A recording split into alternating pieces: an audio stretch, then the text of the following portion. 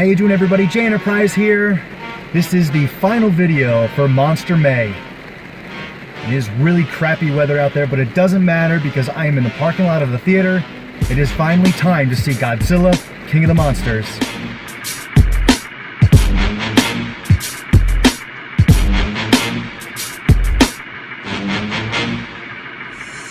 Two hours later.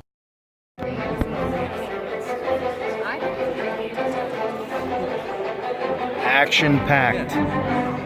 Wow. One of my oldest, dearest friends. We actually saw Godzilla 2014 Gojira. together. Yep. Gojira, you and the lovely wife there. What did you think of this one? Thought it was amazing, man. Lots of action. Just the dialogue was a little cheesy. I tried a little too hard with the dialogue, but Then we have this guy. This guy's actually in the film great. industry. What'd was you think? great. What'd you Go think? see it. How about those Yeah. effects, huh? They were awesome. It was epic. Okay. Wow, that was the Godzilla movie that we have been waiting for. That was the music, the action, the monsters. Just there was some cheesy dialogue, cheesy one-liners, but it wasn't like there's a lot of the critics are saying the plot was, I don't know, some are saying the plot was basic, some were saying that the plot was convoluted. All right, which one is it? But the plot was exactly what it needed to be. The characters, the plot, and the dialogue was exactly what it needed to be. You know, we're not expecting Hamlet here. Yeah, that's really all I can say right now. I have about a 45-minute drive home, gather my thoughts, and all I can say is that was a lot of fun. Okay, well, the drive home gave me some time for it to all marinate my head, go over everything again, and kind of gather my thoughts. So now I'm gonna give you my, I don't know if you really want to call it in-depth, but just my review, my overall impressions of Godzilla, King of the Monsters. Before I do, I just want to say I will be discussing spoilers. I don't know what my mind's gonna, generate here during this rant. They may be minor, they may be major, I don't know, but warning you, if you want to go in spoiler free, stop watching now because I will be discussing spoilers. With that being said, and I apologize if this review, it's going to be kind of jumpy because, I'm sitting here giving my thoughts and there's going to be a lot of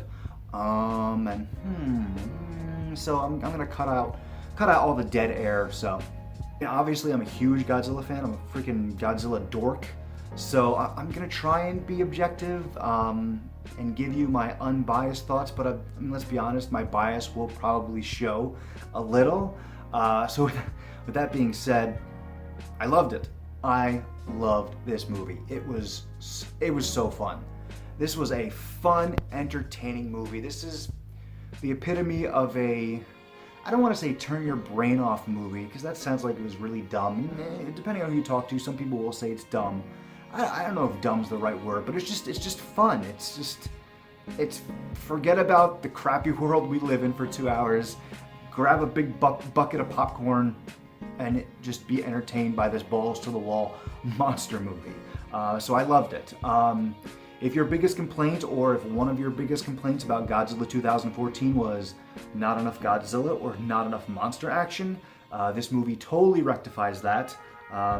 Legendary and Warner Brothers really, there were a few things that they listened to the fans. They really did. And I mean, it was fun. I mean, this movie was exactly what it was. What am I trying to say? I know what I want to say, but I can't put it into a sentence.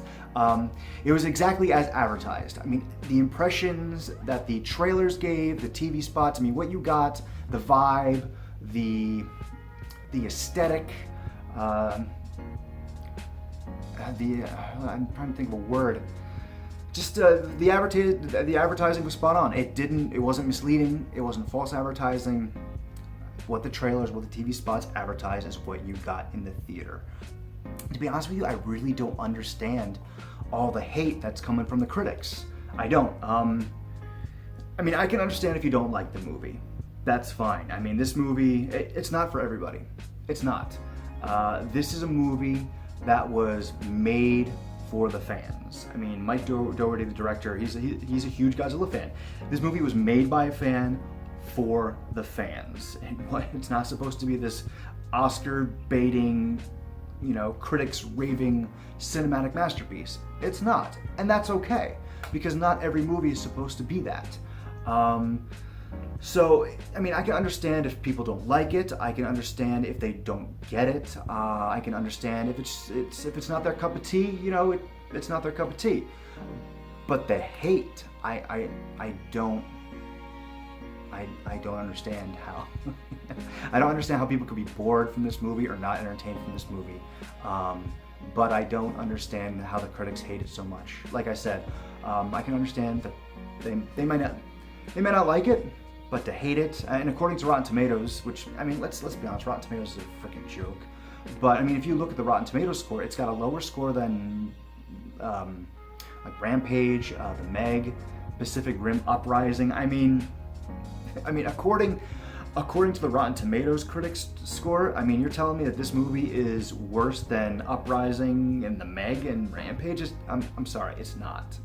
I know critics just, their opinion, it's just opinions, but to say this movie is worse than those, that's just simply not true. A lot of the critics are singling out the story, the plot, the script, whatever you want to call it, and the characters and the dialogue, and saying they're really bad, which I don't agree with at all. They were not bad. They weren't. They weren't great, but the plot wasn't simple. It was not a simple plot. It was easy to follow, but it wasn't a super simple plot. And it wasn't an overly complex, convoluted plot either. It was exactly what you would expect from this kind of movie, and it's exactly what this movie needed. An easy to follow plot.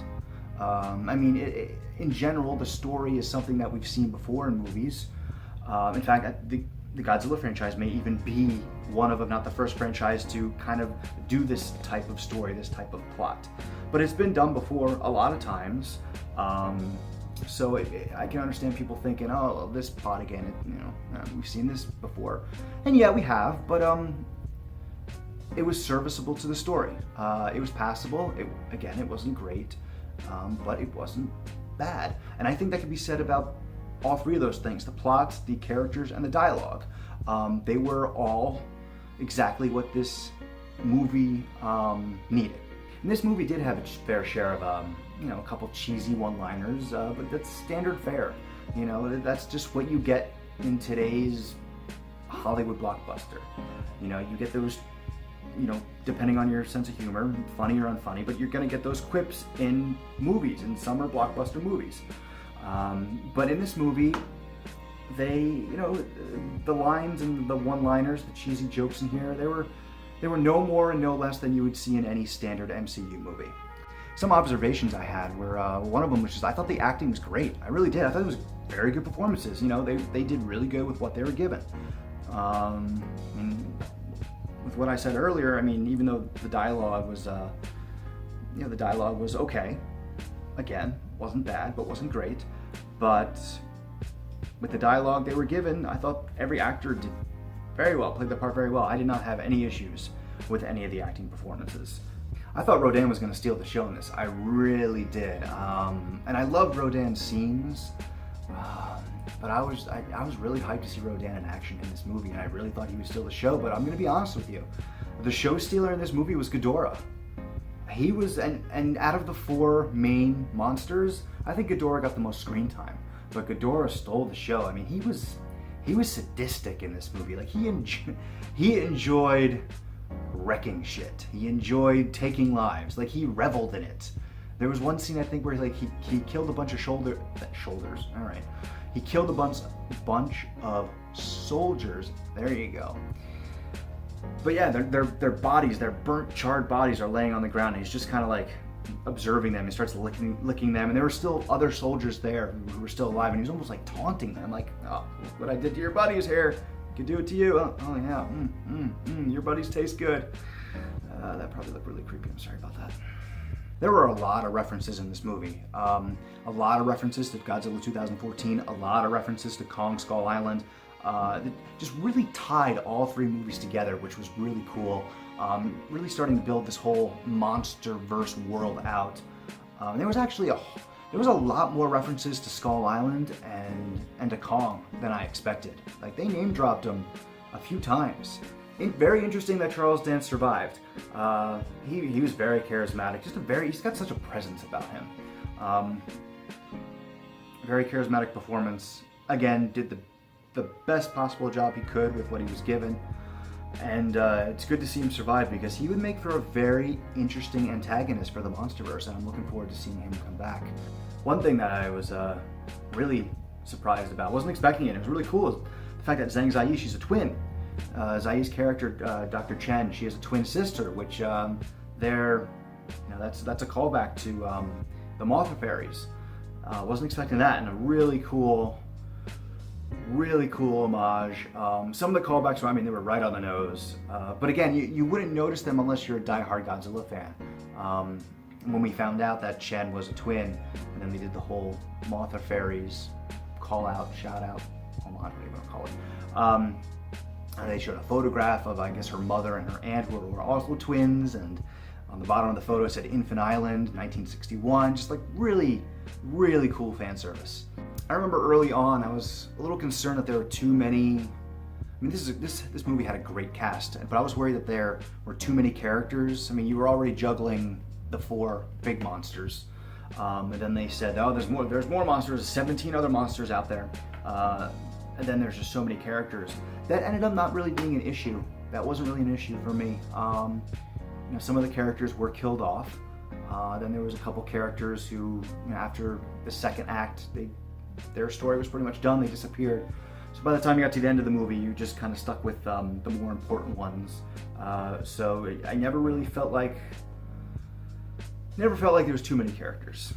A couple complaints I read from critics going in, which further baffles my mind over exactly what their expectations were of this movie and if they had prejudged it before they even saw it. But some people said it was too dark. Like the monster fights. The monster fights, they were chaotic. Ghidorah creates storms. Obviously, if giant monsters are fighting in the middle of a city, there's going to be some debris. Clouds and stuff. But I could see everything. I had no visibility issues. Certainly not compared to Godzilla 2014. Some of my likes and dislikes. Dislikes first. The Antarctic entrance, Godzilla coming to Antarctic, I felt like, this is just personal taste, personal opinion. So the intimidation scene where Godzilla approaches the Monarch underwater base, that is the first time you see Godzilla in the movie. I kind of wish that his entrance in Antarctica was the first time you saw him, because that was just perfect. The music, the build-up, the way they shot it, the cinematography, that was such an amazing scene. And I think it just would have meant a little bit more if that was the very first time you saw Godzilla in the movie, had you not seen him about 10 minutes earlier when they did the underwater intimidation scene. Also, there was this weird, towards the beginning of the film, there was this like shaky, not like Cloverfield found footage shaky, but like there were some human scenes in the very beginning where they're all kind of like standing around or sitting around, and the camera would focus on them, and the camera had a slight like handheld camcorder vibe, like it was slightly shaky. I don't know if they stopped doing that as the film progressed, or if my eyes just got used to it as the film went on. And there was a lot of really quick edits, really quick cuts towards the beginning of the film where I felt like they really didn't need to be there. Some of the jokes were okay. If you hear them, and they weren't great. A lot of them you heard in the trailers, but there weren't a lot. There really weren't a lot of jokes and humor. But as I said earlier, that's just something you have to expect in these kind of movies these days. The roars, Godzilla's roar and Mothra's roar were fantastic. I think that's why I was a little disappointed in Ghidorah's roar. I was a little disappointed in Rodan's roar. They sounded great, but the fact that Godzilla and Mothra sounded so much like the Toho versions, that the fact that Rodan and Ghidorah didn't was a little disappointing. As far as what I liked, pretty much everything else. The music was... the music... The score was fantastic. Incorporating the classic Godzilla and Mothra themes, as much as I liked the 2014 Godzilla movie, something just didn't feel right about it, and I think a lot of that had to do with the lack of classic Godzilla themes. This one, because it had the Mothra song, because it had the Godzilla march and the Godzilla theme, it really added a feeling of authenticity. I mentioned that in a previous video, actually. I mean, it really did add to the authenticity of this movie, and it really made it feel like a true Godzilla movie. The special effects, the visual effects were amazing. There's one time, actually, it looked a little... When Ghidorah picks up Godzilla right before he drops him, that looked a little off. It really did. I'm gonna have to watch it again. I will, actually. I'm gonna see it again tomorrow night. Check that out again. But that was the only CGI. That was the only scene where I was like, oof, doesn't look too good. But one shot out of, you know, a 2-hour movie, that's pretty good. So in conclusion, I mean, it was so fun. I mean, it was the most anticipated movie of my life. It was worth the wait. It was so entertaining. In my opinion, I mean, it was not non-stop monster action, but it wasn't filled with a bunch of human scenes either. Personally, I feel like it had a nice balance. You know, the plot, the characters, the dialogue, it was everything the movie needed them to be. And go see it. I mean, obviously, I recommend every movie. I very rarely do I say, don't watch this movie. I always tell people, see it for yourself, make your own opinions, but obviously this one, I'm going to tell you, go see it, contribute to that box office. This really was a really fun, enjoyable movie. The Godzilla movie that we have been waiting for, that Godzilla fans have been wanting. It was just a really, really fun experience. This is a theater movie, you know, see it in theaters. Well, that concludes my Monster Maze series. I actually had a really fun time making these videos. Probably gonna do something very similar for Godzilla vs. Kong next year. But I really appreciate everyone who watched, liked, shared these videos. It means a lot. If you want to rewatch them, or if there are some videos you haven't checked out yet, be sure and I've actually compiled a playlist. So check them out. I'd appreciate the support. And well, that's all for now. Enjoy King of the Monsters. Take care, monster movie fans. Big thanks to everyone who watched this video. If you were entertained by it, I hope you will show your support by liking, sharing, and subscribing.